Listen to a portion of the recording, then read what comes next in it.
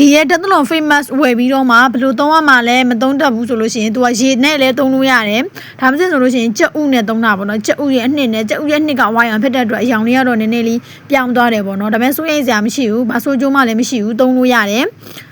စာဝတ်မျက်နှာမှာစာဝတ်ရှံအစီဖူးပြီးလို့ရှိရင်ရွှေပေါက်ကျဲတာတွေအစီပြန်တာတွေပြီးလို့ရှိရင်ဝက်ရှံကြောင်းကြံခဲ့တဲ့အမဲဆက်တွေဝက်ရှံတွေဆိုလို့ရှိရင်ပေါ့နော်ပျောက်တယ်ပေါ့နော်ဒါတချို့ဆိုလို့ရှိရင်လည်းပဲသူကတင်းသိမ့်ကိုအဓိကထားတင်းသိမ့်ကိုပျောက်စီတာမဟုတ်ဘဲနဲ့တင်းသိမ့်အတွက်အဓိကထုတ်လုပ်ထားတာမဟုတ်ဘဲနဲ့စာဝက်ရှံအစီပြန်ရွှေပေါက်ကျဲတွေဝက်ရှံကြောင်းကြံခဲ့တဲ့မဲဆက်တွေအဲ့ဒီအတွက်ထုတ်ထားတာဖြစ်တာကြောင့်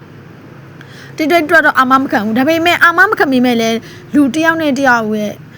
အသွေးသားတွေ